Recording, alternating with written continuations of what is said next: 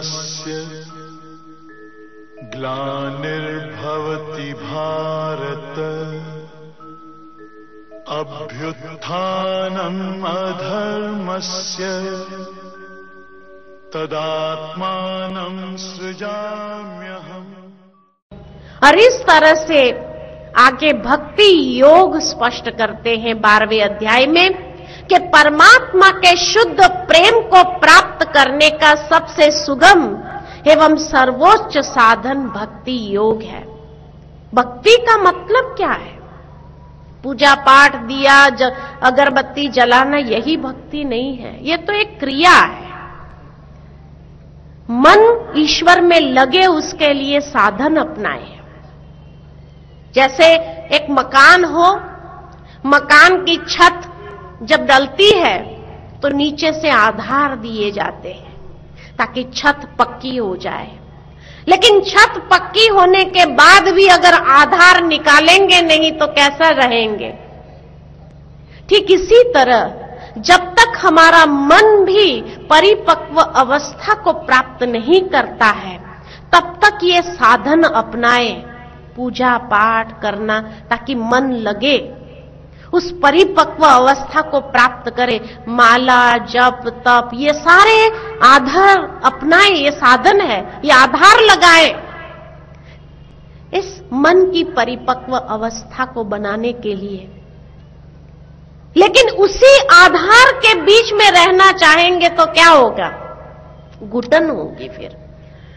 तो इसीलिए भक्ति माना, जैसे मीराबाई ने जो भक्ति किया और आज का मनुष्य जो भक्ति कर रहा है, दोनों भक्ति में कोई अंतर है कि नहीं है? आज का इंसान भी भक्ति कर रहा है, मीराबाई ने भी भक्ति किया था।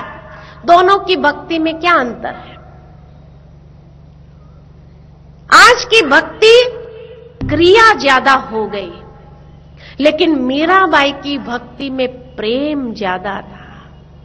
तो भक्ति का मतलब क्या है? भक्ति का मतलब है ईश्वर के प्रति प्रेम भाव। तो इसीलिए भक्ति योग का सर्वोच्च साधन बताते हैं। इस परम पथ का अनुकरण करने वालों में दिव्य गुण उत्पन्न होते हैं। पहले श्लोक से लेकर 8वें श्लोक तक निराकार या साकार की भक्ति श्रेष्ठ। जैसे कई लोग पूछते हैं निराकार की भक्ति करे या साकार की भक्ति करे, किसकी करे? तो अर्जुन का भी ये सवाल था कि भगवान मैं आपको निराकार रूप में याद करूं या साकार रूप में याद करूं? भक्ति का अर्थ एवं निराकार की भक्ति का अर्थ, निराकार की भक्ति में विघ्न कौन से आते हैं ये स्पष्ट किया है। 9वें श्लोक से लेकर 12वें श्लोक तक यथार्थ भक्ति का मार्ग स्पष्ट किया है और 13वें श्लोक से लेकर 20वें श्लोक तक भगवान के प्रिय जन के लक्षण बताए हैं। बहुत छोटा सा यह अध्याय है लेकिन बहुत महत्वपूर्ण है। अर्जुन का प्रश्न है भगवान के सामने कि भगवान आप में अनन्य भक्ति से लगने वाले और अव्यक्त की उपासना में लगने वाले इन दोनों में श्रेष्ठ कौन है? साकार रूप में याद करूं या अव्यक्त रूप में याद करूं? दोनों में श्रेष्ठ कौन है? अर्थात साकार स्वरूप की भक्ति श्रेष्ठ है या निराकार स्वरूप की भक्ति श्रेष्ठ है? तो भगवान कहते हैं मुझ में मन लगाकर सदा योग युक्त होकर के परम श्रद्धा से जो मेरी उपासना करते हैं वह मेरे मत में सबसे उत्तम योगी है। बड़ा रहस्य युक्त जवाब है भगवान का। भगवान जिसको कहा ही गया बुद्धिमानों की बुद्धि, तो इसीलिए भगवान जवाब देते हैं कि मैं जो हूं जैसा हूं उस स्वरूप से मुझे याद करो, परम श्रद्धा से मेरी उपासना करो, वही मेरे मत से सबसे उत्तम योगी है। जो लोग अपनी इंद्रियों को वश में करके सबके प्रति संभाव रख करके उस परम सत्य निराकार अव्यक्त पर ध्यान एकाग्र करते हैं, यहां भगवान ने क्लियर शब्द में उसके प्रश्न का जवाब दिया। इंद्रियों को वश करना, सबके प्रति संभाव रखना, परम सत्य निराकार अव्यक्त पर ध्यान को एकाग्र करते वे समस्त लोगों के कल्याण में संलग्न रहकर अनंत मुझे प्राप्त करते हैं। परंतु जो लोग मन को परमात्मा के अव्यक्त निराकार स्वरूप के प्रति आसक्त करते उनके लिए उनका देह अभिमान ही उनके पुरुषार्थ और प्रगति में विघ्न बनता है। यानी निराकार को जब याद करने बैठो तो जरूर है कि सबसे बड़ा विघ्न जो आता है ये देह अभिमान। ध्यान करने बैठो तो क्या होता है, कभी घुटना दर्द कर रहा है, कभी पीठ दर्द कर रही है, तो ये देह का अभिमान, देह के साथ का जो लगाव है, ये लगाव हमारे लिए सबसे बड़ा विघ्न बनता है। इसीलिए जितना स्वयं के मन को इस देह के अभिमान से भी ऊपर उठा लो, मैं आत्मा हूं इस भाव में स्वयं को स्थित करो, फिर यह देह अभिमान बाधा नहीं बनेगा, विघ्न नहीं बनेगा। पुरुषार्थ के मार्ग में सबसे बड़ा विघ्न यही बनता है। साकार को पूजा करने में तकलीफ नहीं होती है, श्री कृष्ण की पूजा करने में तकलीफ नहीं होती है, क्योंकि वो मनोहारी स्वरूप को सामने देखते हैं और कभी कभी उसमें जैसे खो जाते हैं, तो उस समय शरीर का भान विघ्न नहीं बनता है। लेकिन जैसे ही परमात्मा को निराकार अव्यक्त स्वरूप में याद करने का प्रयत्न करते हैं तो वो दिव्य स्वरूप को मन के पटल पर, मनस पटल पर टिकाए रखने में मेहनत लगती है। इसलिए वहां पर फिर देह अभिमान विघ्न बनता है पुरुषार्थ के मार्ग में। और फिर भगवान कहते हैं, हे अर्जुन, तू अपने मन और बुद्धि को मुझ में एकाग्र कर। अगर तुम मन को मुझ में एकाग्र करने में समर्थ नहीं है तो योग का अभ्यास कर, बार बार अभ्यास करो। यदि तुम योग का अभ्यास भी न कर सको तो सिर्फ मेरे प्रति ही यज्ञ कर्म करो, यानी शुद्धिकरण, आत्मा का शुद्धिकरण जो करना है ऐसे कर्म करो। यदि तुम यज्ञ करने में भी असमर्थ हो तो मन बुद्धि इंद्रियों को वश में करके संपूर्ण कर्मों के फल का त्याग कर और आत्म स्थिति में स्थित होने का प्रयत्न करो। कितने ऑल्टरनेट दिए हैं परमात्मा ने, 4 ऑल्टरनेट दिए।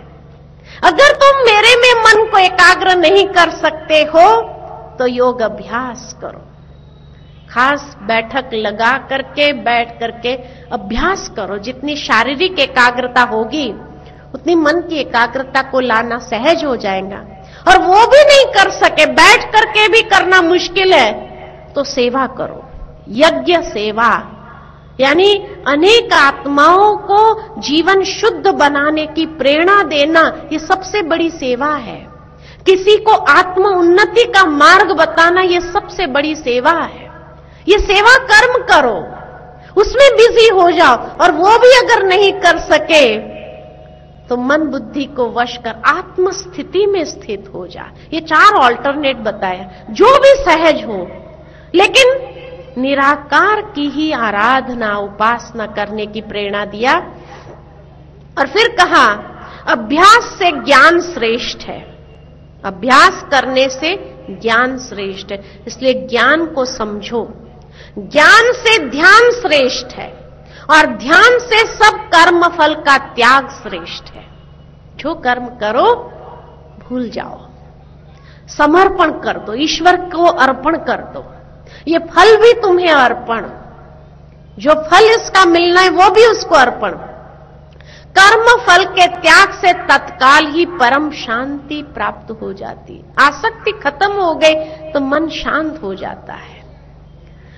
और फिर भगवान के प्रिय आत्मा के लक्षण भगवान ने बताए कि जो किसी से द्वेष नहीं करता और सर्व के प्रति मित्रता भाव रख कृपालु है, वो भगवान को प्रिय है। जो ममत्व बुद्धि और अहंकार रहित है वो भगवान को प्रिय आत्मा है। जो सदा संतुष्ट, संयमी और दृढ़ निश्चयी है, वह भगवान को अति प्रिय आत्मा है। जो समर्पण बुद्धि है और कर्म योगी है, वो भगवान को प्रिय है। जो न स्वयं क्रोध करता है और न किसी को क्रोधित करता है, वो प्रिय है। जो ईर्ष्या, भय और विषाद से अलिप्त है, ये दुर्गुणों से अलिप्त है, वो भगवान को अति प्रिय है। और फिर कहा जो निरपेक्ष, पवित्र और दृढ़ संकल्पधारी है, वो भगवान को अति प्रिय है। क्योंकि पुरुषार्थ में दृढ़ संकल्पधारी तो बनना ही है, पवित्र मन की भावनाओं को रखना ही है। जो न अति हर्ष, न शोक और न कभी कोई बात में इच्छा रखता है, वो भगवान को अति प्रिय है। जो कर्म में शुभ और अशुभ के त्यागी है, वो भगवान को अति प्रिय है। जो शत्रु, मित्र, मान, अपमान, सुख, दुख, निंदा, स्तुति में समान एवं क्षमाशील है, वो भगवान को अति प्रिय है। जो अनासक्त, मितभाषी और दूषित संगति से सदैव मुक्त है, वो भगवान को अति प्रिय है। जो धर्ममय अमृत पथ का श्रद्धा से अनुसरण करते हैं, वो भगवान को अति प्रिय है। इतने लक्षण वाले भगवान को अति प्रिय लगते हैं। इसलिए कर्मयोगी माना इन लक्षणों को जितना हो सके अपने जीवन में उसको विकसित करते जाए और भगवान के अति प्रिय अपने आप को बनाते चले। तो ये था 12वें अध्याय में परमात्मा ने अपनी प्रिय आत्मा के अर्जुन के प्रश्न का उत्तर दिया, साकार भक्ति श्रेष्ठ, निराकार भक्ति श्रेष्ठ, और फिर उसके प्रिय आत्मा के लक्षण बताए और उन लक्षणों के आधार पर कैसे हर संघर्ष में विजयी बनना है, ये प्रेरणा दी है। तो इसीलिए आज परमात्मा के असीम ऐश्वर्य, सौंदर्य, बल की असीम महिमा हमने सुनी। उसका असीम स्वरूप का दर्शन ज्ञान के आधार से, अभी तक वो दिव्य दृष्टि का वरदान तो परमात्मा से हम सभी को नहीं मिला, लेकिन ज्ञान के दिव्य चक्षु तो मिले। और इस ज्ञान के दिव्य चक्षु के आधार पर हमने भी उस स्वरूप को देखा तो कहेंगे, जाना तो कहेंगे, समझा कहेंगे। और इस तरह से जो अंतर चक्षु से देखा हुआ दिव्य स्वरूप है, उसके आधार पर अभी अनन्य भाव से उसको याद करना सहज हो जाता है।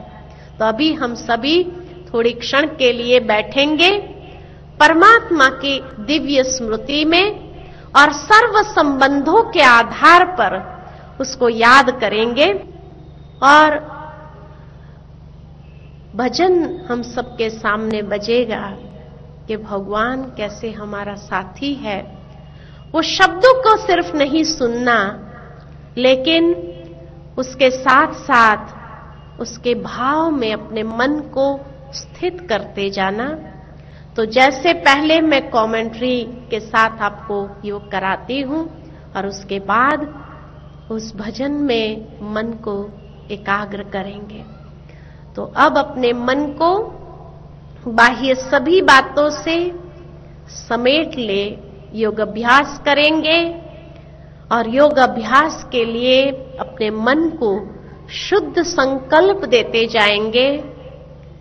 दृढ़ता पूर्वक बैठे, जितनी शारीरिक एकाग्रता को हम ले आ सकते हैं उतनी मन की एकाग्रता को ले आना सहज स्वाभाविक होगा। तो इसीलिए दृढ़ता पूर्वक अभ्यास करें और साथ ही साथ मन को परमात्मा की स्मृति में ले चलते हैं। शुद्ध संकल्प अपने मन को देते चले। अंतर चक्षु धीरे धीरे खुलता जा रहा है। परमात्मा के दिव्य स्वरूप को हम सभी ने जान लिया, समझ लिया।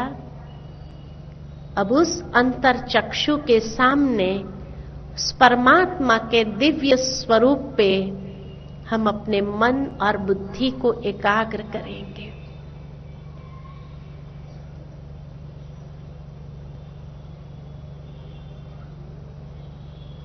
अपने मन को शुद्ध संकल्पों में स्थित करें, इसी भाव को जागृत करें कि मैं ये देह नहीं, एक शुद्ध श्रेष्ठ आत्मा,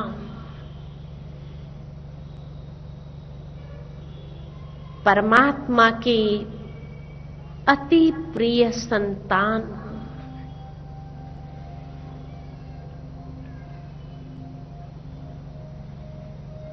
अंतरचक्षु से स्वयं के दिव्य स्वरूप को भ्रुकुटी की मध्य में देखे। मैं अति सूक्ष्म दिव्य प्रकाश पुंज हूं।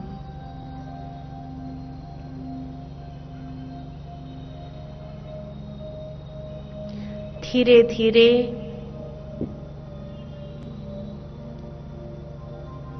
अपने मन और बुद्धि को पंच तत्व के देह से ऊपर उठाते जाए। पंच तत्व के देह का बंधन मुझ आत्मा को खींच नहीं सकता और मैं अपने मन और बुद्धि को ले चलती हूं आध्यात्मिक पुरुषार्थ के पथ पर।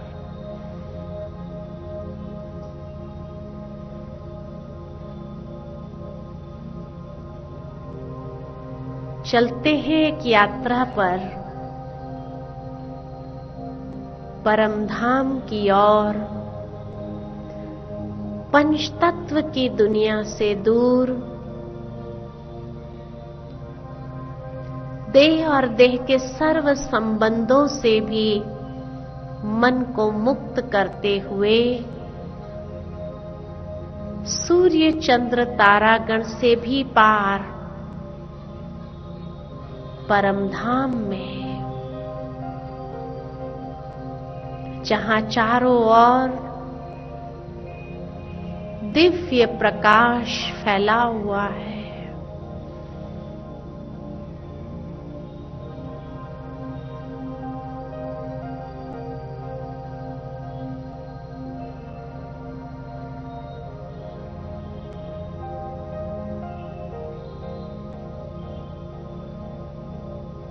अंतरचक्षु से स्वयं को उस दिव्य लोक में अव्यक्त रूप में देख रही हूं।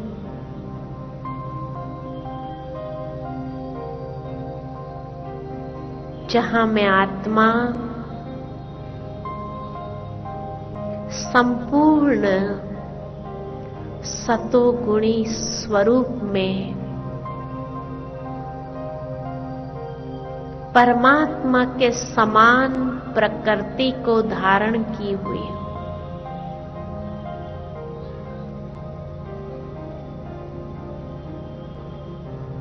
मेरे पिता परमात्मा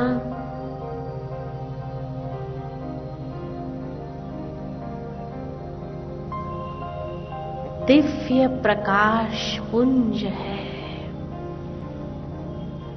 अंतरचक्षु से मैं उस असीम दिव्य स्वरूप को निहार रही हूं।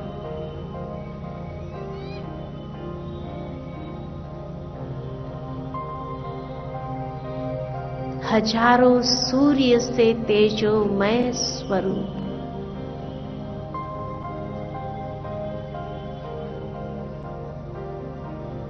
शीतल प्रवाह नित्य प्रवाहित हो रहा है। सर्वशक्तिमान है, सर्वोच्च शक्ति है,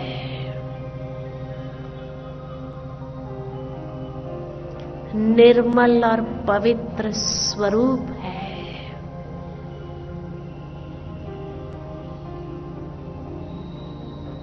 कितना असीम और दिव्य रूप मैं अपने अंतर चक्षु से देख रही हूं।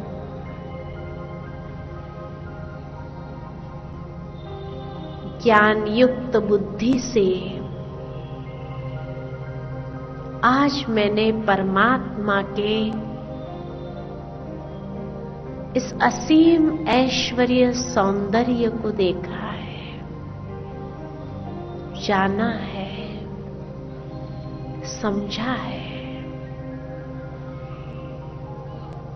और मेरे अज्ञानता का अंधकार दूर हो गया है।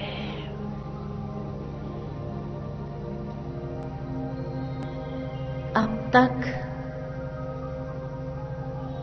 मैंने कितने प्रयत्न किए उनको जानने और समझने के लिए, लेकिन आज मेरे सामने ये दिव्य स्वरूप अपने असीम ऐश्वर्य और सौंदर्य से युक्त है।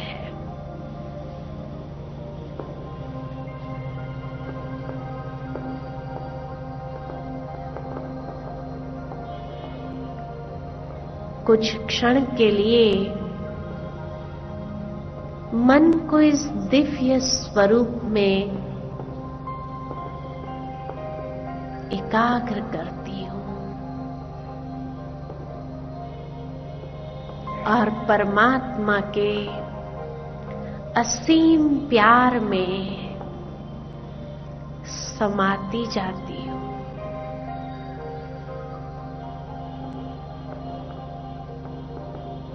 अनन्य भाव से उस परमात्मा में श्रद्धा के साथ मन और बुद्धि को समर्पण करती हूं।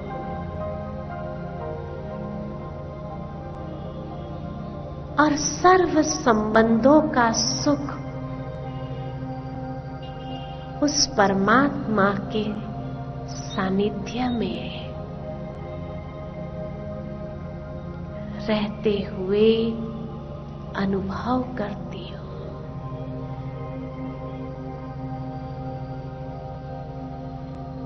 भगवान मेरे माता पिता है, परम शिक्षक है, परम सतगुरु है।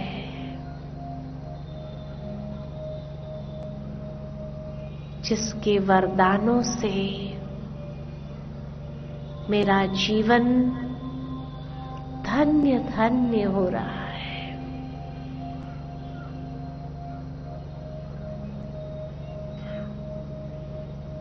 वही मेरे खुदा दोस्त है, जीवन साथी है।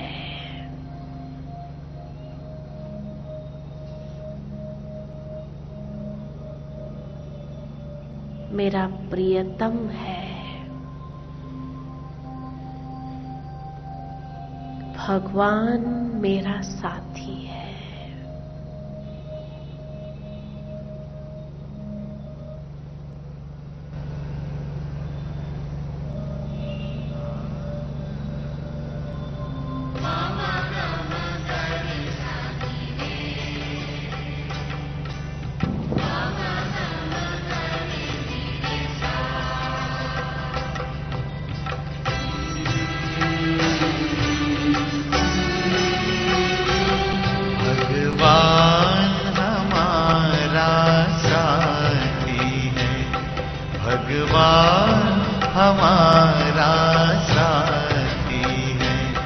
हम उनके संग संग रहते हैं, वो अपने संग संग रहते हैं।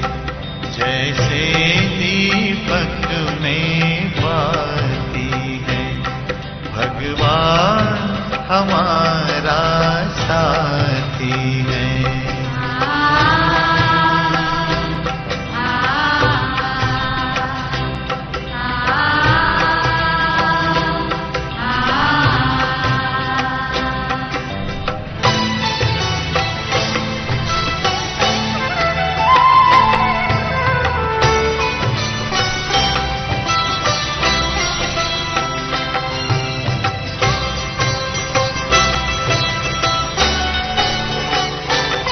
खुलते ही आँख हमें मिलते, हर पल वो साथ मेरे चलते। कितना वो प्यार हमें करते, उनकी पलकों में हम पलते। हम खुश नसीब उनको पाकर, हम खुश नसीब उनको पाकर, जिंदगी हमारी गाती है। भगवान हमारा साथी है।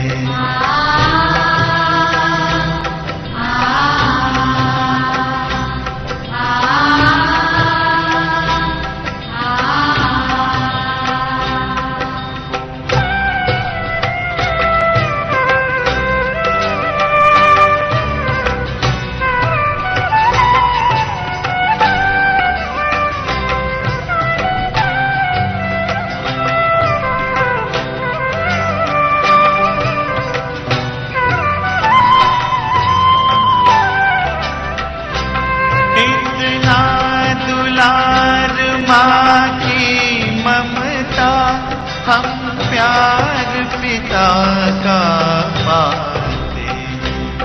शिक्षा देते, रक्षा करते, अपना सर्वस्व लुटाते हैं।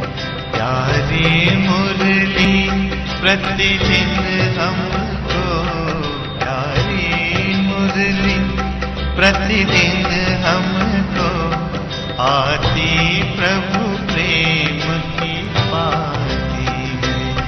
भगवान हमारा साथी है।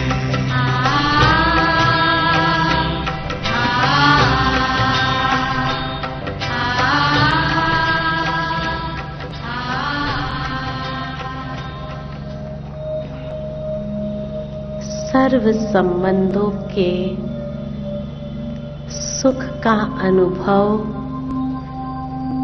अपने मन और बुद्धि में समाते हुए धीरे धीरे मैं अपने मन और बुद्धि को वापस इस पंच तत्व की दुनिया की ओर शरीर में भ्रुकुटी की मध्य में स्थित करती हूं।